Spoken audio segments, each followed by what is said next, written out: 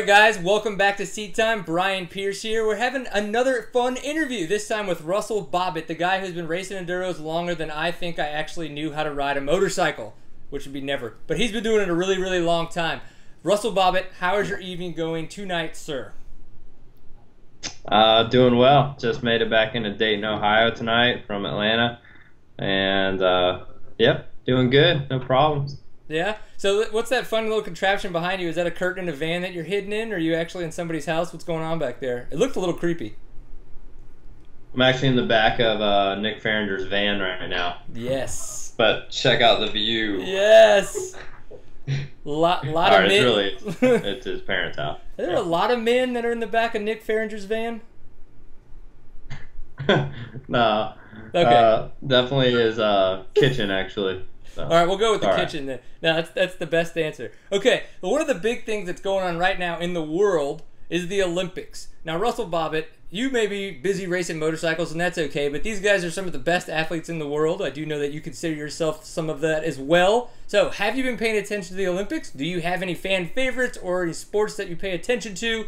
Any of that jazz? Yeah, actually, I've been watching a good bit so far this year. It's been pretty fun to actually watch the swimming stuff just because I got blown up so big over the last couple of Olympics, and watching Phelps and Ryan Lochte, I guess, battle it out a little bit. And I also just heard that a female may have broken all the records and against males and everything on a world record in a swim. So I'd like to find out a little bit more about that. That'd be pretty cool. I Google it, but I'm interviewing you right now, so I won't be able to really be much help to you. But I know that you've got two little boys hanging out behind you somewhere that they could probably figure it out for you and let us know what it is. It's kind of interesting. I've been watching a lot of the swimming and the gymnastics and stuff like that too. The gymnastics, I'm like, yeah, like they're doing all kinds of crazy stuff with their muscles that I'd never be able to do because I don't have any. But the swimming thing, I don't really know why that entertains me so much. I feel like they're all doing the same thing. It's just some of them are doing it better than others. But I find it very entertaining. So. Yeah, I don't think I'd ever watch swimming in any other aspect of life ever for enjoyment. But at the Olympics, it's pretty cool just to see how close it is, and how much time and effort that those athletes have put in training and all the hours of work to see it kind of pay off. Yeah. Well, considering the fact that this is, a world stage that they're all on right now, and they're there competing on that world stage yearly. It's just every 4 years they come to the Olympics. The Olympics of our sport, what we like to do for racing enduros, is actually happening this year, coming up in September in Germany. And from what I read on the internet, I haven't actually talked to you yet about it, but you're on the team. Is that correct? Yep, that's right. It'll be my second year on the trophy team, so I'm really excited about our team this year too. And going to Germany, I've never been there before, so just real excited all around. Yeah, that's got to be something that's really, I mean, looking at the terrain that's come out of past Germany races, past Germany enduros, it really looks like it's going to be a lot of fun. I think you guys are going to have a good degree. I've never been to an ISTE, so I've heard that it's a little bit more grass track oriented. Maybe not as technical, a lot of quick sections and stuff like that, so it may not get super technical, but I think the grass tracks over there are going to be a lot of fun. Are you fairly good at a grass track?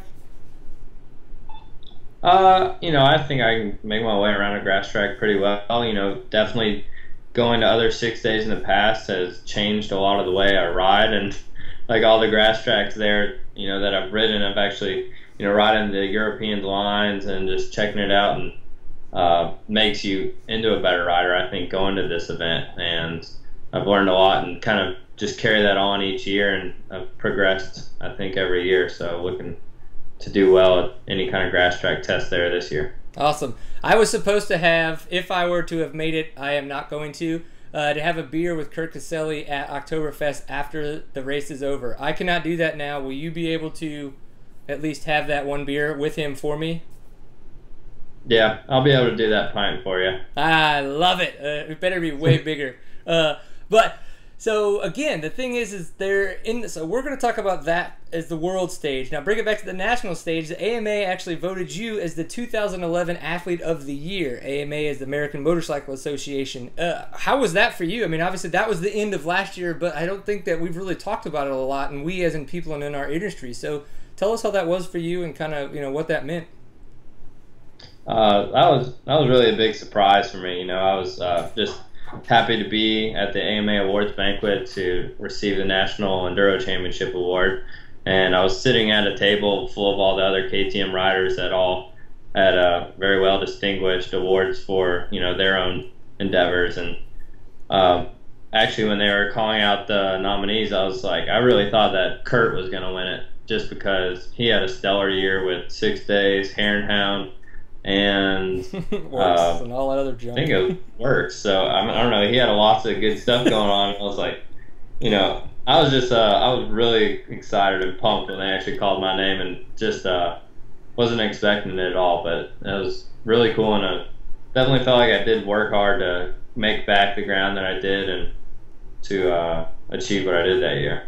Yeah, and it was one of those things where in 2010, it's not that in the National Enduros, it's not that nobody thought you could win. It's just that you did seem to have a little bit of inconsistency. So I think put your head down, whatever you did to kind of round it all out. You had a stellar year in 2011 when you won back the National Enduro Championship, and I really think that played a big part of it. But you've done so well with a lot of other riders. People love to talk to you. You're a good advocate and person for the sport. So I have a feeling that probably played a big part. Yeah, I mean, I'd like to think so. I've met a lot of people and racing, and learned that you definitely don't want to burn any kind of bridges in our industry.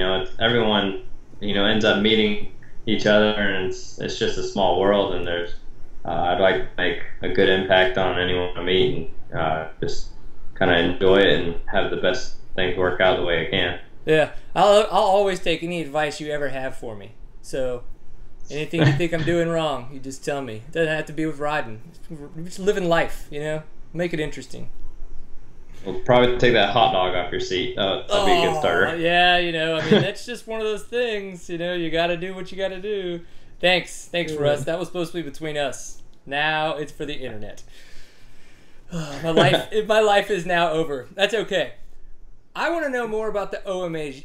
We talked a little bit about this before we started the interview, that you have been competing in the OMAs, all of the OMAs this entire year. You had done some in the past, but this year you're contending the whole series. So tell us more. I'm not from the Northeast. Tell us more about the OMA series, just from your perspective as a pro rider, the terrain, the guys that are there, and how the competition's been. My perspective of the OMAs is this is my first year doing this full series, and it's my own. KTM is definitely helping me out with a great bike and a way to get there. But it was my decision to follow this series, and I don't have a mechanic there or anything that's paid for. I've had a buddy, been around. The first half of the season was my friend Andrew Marsh, and now my friend Aussie Jeff Brayko has been over doing a lot of help for me at the series. But the biggest reason was that I wanted to do them was they're all new venues for me, and different, competitive racing, where we actually get a battle, right? And there's a hare scramble format, so it's different from enduros, and it's been an awesome time so far this year. They're really laid back races, good single track. Bill Gussie is the promoter, and it's like what he loves to do. I don't even know if he's making money doing it, but he really just out of his pocket wants to put on great racing, and he does that. The races are an hour 50 plus a lap, generally around 2.5 hours, at the end of everything, and it's killer. The turnout isn't near as big as the GNCC right now, but I think that if actually more people came out and rode some more, that they would really like them, and I think they could get hooked like I did. Cool. Well, you are tied in the points right now for second place with Nick Farringer. So what is it going to take to beat the blonde off of that kid's head? Beat the blonde off Nick's head? Yeah. Really, that's not even what I'm trying to do. Really, we're just trying to dethrone Paul Whibley right now. He's won them all. Yeah, when are you guys going to do that? That is a better question. I've had a couple close run-ins with him, there at the end of the races, but, he's been a tough competitor this year, and, that's right now, we got to knock him down and just doing what we can to, get closer each weekend to be able to be on that top spot again. Well, you guys certainly did a very. You gave it a hard effort at the last OMA, especially you with that amazing hole shot. That was such a great video. I'm so glad that somebody got that. And then this picture right after you guys came around the right-hand turn, and you're just like brapping over that little double or tabletop. Oh, that was sick, dude. So good on you. Looked awesome. Thank you. Yeah, That's one of the my favorite parts of the whole air scramble race is doing the start. Really? See, that's the part that scares the crap out of me. Whatever. That engine starts. I love that. Nice. Well, yeah, again, you can teach me how to do those anytime. I will listen and learn. All right, on to some of the stuff about the national enduros. Now, I'm not going to pick on you. You're a decent friend of mine in the industry, but at the same time, you have had an up and down year, and the enduros this year. You had such a commanding win last year. Has there been anything specific that's kind of that's brought upon your inconsistency, to say it? 2 seconds are your best, and then you got a 7th at the Rattlesnake. So take us through the year a little bit and just kind of tell us what's been going on in your head. Yeah, I mean, you've definitely hit the nail on the head there, up and down. It's we started out really rough at the beginning of this year, because I just gotten over or just really coming back from an injury where I broke my right wrist and my right collarbone, and really I was just coming into the season undertrained, and also just really didn't have the time on the new bike with the new chassis and linkage and suspension testing. I was trying to test at let's say 60% of my full race speed. So when we get to the race and I'm actually first time really trying to go all out again, my hands going to sleep and my suspension's off, and it was just kind of like that up and down the first few races. And I felt like we were improving, week after week, making further steps forward. The bike was getting better, I was getting better, and I think my best result has been Wyoming. I would consider that's my best result this year in the Enduro. Was second, 10-15 seconds off of the win. So I felt like we were back good there, and then coming into just this last weekend, Pennsylvania, I felt good that we did testing, and I struggled there at that round last year with a 5th, and so I knew I needed to have a good setup and everything. And I thought we were on. I thought point on. We got there early, did testing, rode. Andrew DeLong had a little test loop set up, and shoot, it just did not click for me that day. I was searching, within myself, what is going on here? Where is the pace? And we didn't have the results that we were normally getting from Melissa or from the promoters to see where we were standing. But I felt like I was just struggling, on the slick terrain. It rained a lot the night before, and it was just off. All day, just couldn't find that pace that the other guys were riding. And, it wasn't I don't feel like that was characteristic of me. It just, I really, like I said, I don't have a perfect answer to say why I got 7th. Rough day. Yeah, I think you even said it right. There's no right answer or real answer to why you might have gotten 7th. I think, but the real question is, what do you think you're gonna do between now and September for the next round? I mean, how do you judge that, and how do you approach that situation? Yeah, well, I mean, it's definitely disappointing for me to have a finish like that. I still don't give up for a championship chase until the end of the final round. And still not, we're obviously far down in points right now, but I don't give up for any reason for that. So it's just a matter of I talked with the team, and we figured out kind of what we thought I did wrong and what could have been better, and just work to improve on each thing. We break it down, and I think one of the main things is just really consider what the conditions will be like at the next round, find something similar, and you know, I'm not doing any drastic changes because my speed is there. I know I have the speed to run that at the front of the pack, and you know, we've been training good. I think that I just rode the bike wrong for the conditions, and just really need to figure out, you know, to set up my bike and you know myself for riding the way I need to for that next terrain. Perfect answer, and we're going to look forward to seeing how your results come up because I know they're going to. So you mentioned the bike, the setup, the things that you do specific. All right, I saw that you made it to the KTM dealer show over in California and got to ride all of the new 2013 KTMs. So we wanted to get your opinion on the new bikes. Obviously, you're a KTM rider. Some people are going to be like, oh, he rides for KTM. But I think at the same time, you have a really good take on it because you're a big two-stroke guy. So we wanted to know some of your opinions on some of the four-stroke bikes, and then maybe walking away, like what your favorite bike on the weekend was. All right, yeah. I mean, I rode probably 15 different models that day. You know, I couldn't get enough of it. You know, I am a huge two-stroke guy, and I almost always ride the 150 the most at dealer shows. That's just what happens. I don't know. Is it really that much fun to ride? Yeah, I mean, after 2 years ago in Redbud, Mike Brown and I just got on 150s and we're just doing motos out there all day. So, and I came back and I bought a 150. So, that's awesome. So I love that bike whenever I go, just small and you know revving it out like crazy. And but I really had to say that I rode the new 250 SX and that new motor and everything is really sweet. It was probably the next fun bike I would say that I really enjoyed riding.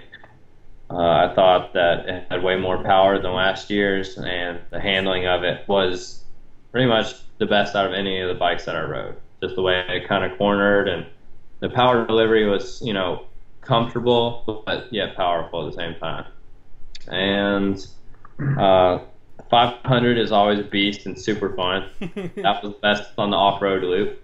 And when Caleb and I went kind of play riding around on some other stuff, I really enjoyed riding the new 450, you know, and that's got the Dungy frame, and that motor is pretty killer. It's really fun to ride, really torquey and smooth, and it's one of the best motors I've ever ridden.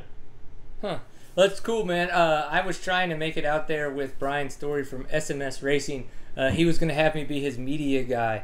I don't know. I guess no one would actually believe that, so it didn't work out. But, you know, whatever. I hope that at some point I can kind of, finagle my way into one of those things, because if nothing else, it'd just be cool to hang out with all you really fast guys and high-five people as they go by. So I think it'd be interesting. Should. Yeah, you know, like, why not? I talked to a guy on our Facebook page. He was asking some questions about race diet, and I told him, I was like, yeah, definitely. I was having the interview with you, and I'll go ahead and ask you some of those questions.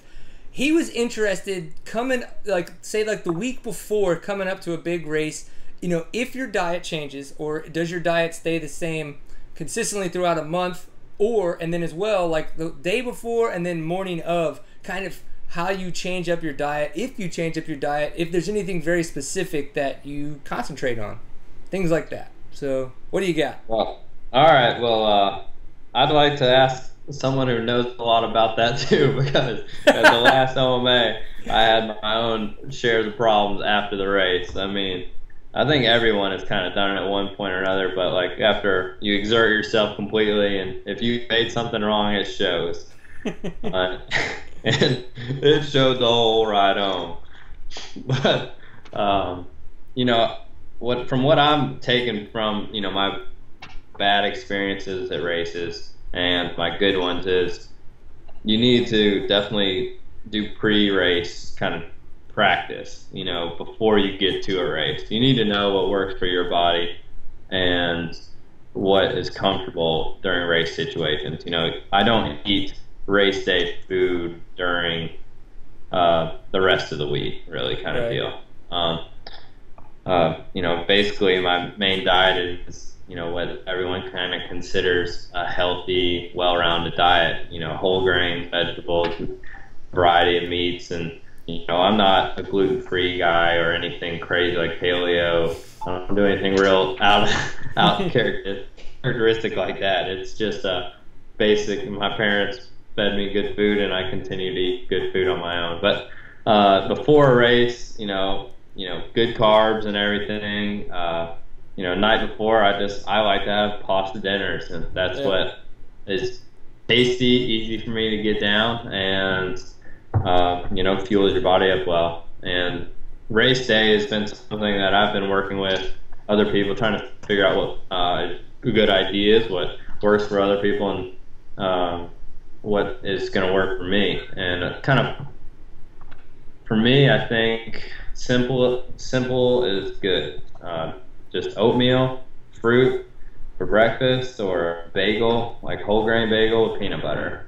And you'd be surprised like how not much food that you really need to eat before on race day. Yeah. A lot of people overeat and have trouble digesting, and they eat lots of proteins, and that is hard to digest, and fiber and everything. So really easily digestible, and taking in carbohydrate kind of foods for race day, and proper hydration, that helps, of course. But that's been, I think, where I'm going and what I'll be continuing to doing, because I did not do that before the last race.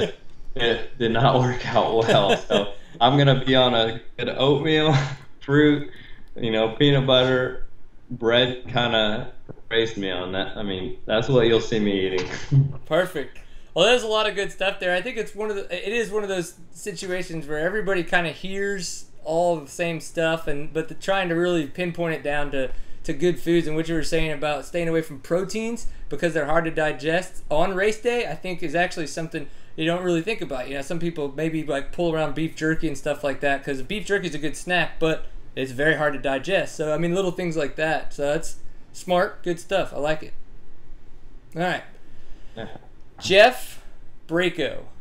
This guy has started to show up all over the place. Yeah, I know. I saw him. And we want to know more about this guy. Obviously, we know that he's been hanging out with you for a while because of the new movie, What Is? That you guys were kind of in a big section together. What you did with when we were out somebody's land. I think he was still on a Kawasaki then. But we could tell he had an accent. You like to make fun of him, talking about the bush and all that kinds of stuff.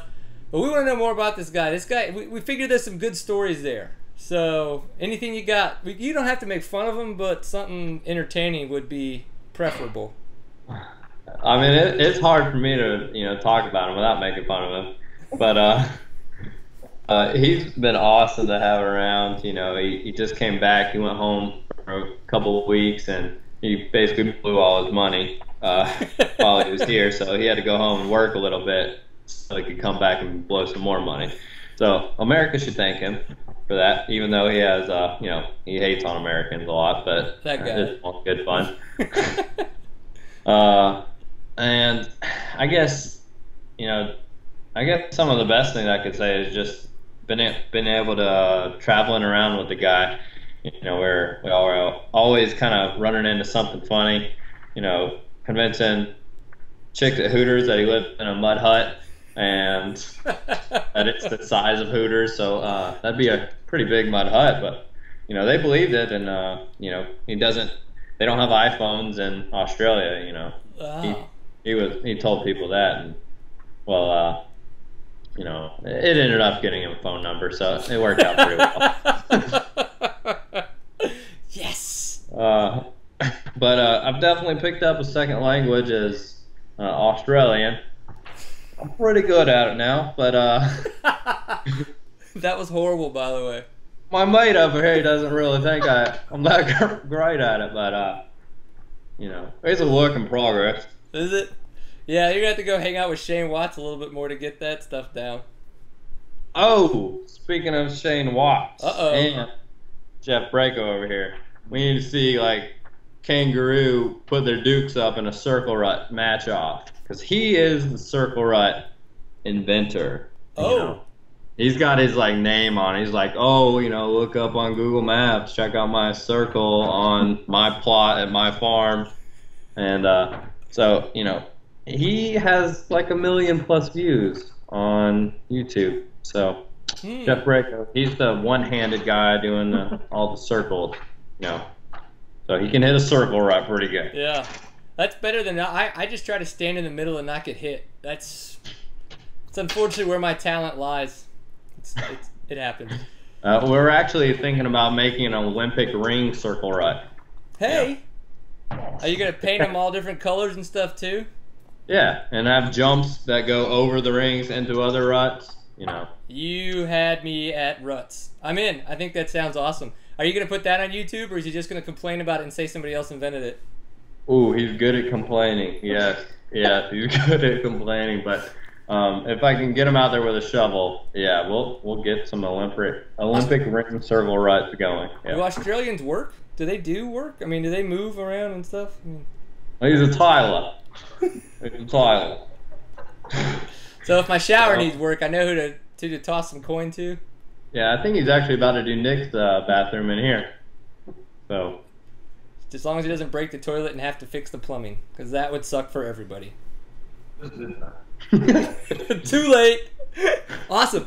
Well, I appreciate y'all's time. This has been an interview on Seat Time. You guys can find all of our interviews on seattime.co. That is the website. Facebook, facebook.com/seattime, and as well on Twitter, twitter.com/seattime_co. This interview has been brought to you by Fly Racing. I sound like I'm doing a complete ad, and I am. It's flyracing.com. They just came out with their new 2013 line. Please go check it out, flyracing.com.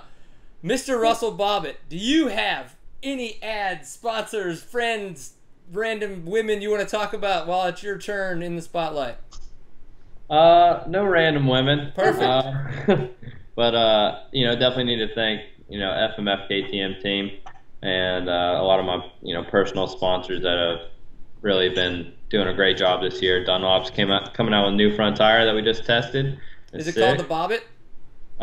No, you know, I wanted to have a Dangerous FMF fight, but it hasn't come out yet. Oh, I would totally buy one of those. All right, well, awesome. let's like hype it up like Alessi or something. You say hype it up or pipe it up? Hype of a pipe kind of deal. But anyway, yeah, City, Troy Lee helmets and Scott goggles, you know, Rockwell watches, just Thor. FMF, yeah. I want to thank them a lot. I appreciate it, so it's good. Awesome, man. Well, we appreciate you taking the time. I know that you probably got a couple people staring at you, laughing at you. That's okay. Hopefully, they're trying to get me to thank my girlfriend, but she did just graduate school, so pretty proud of her. You got an internet high fiver? That's college. That's college. So. Oh, don't fall that far off the tree and go all the way back to high school, Russ. I'm not. You're from Georgia, but come on. I mean, you got to step it up. At some point, your people are going to have to get out of the medieval ages. Right? Yeah. This ain't Bama. Come on. That's true. You are better than Bama.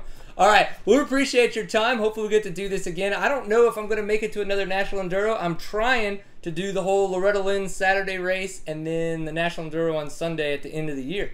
If nothing else, I think it'll be fun. So if we get to do that, hopefully we'll get to do another interview. And this time we can get Nick Farringer to run in at the end of it. All right.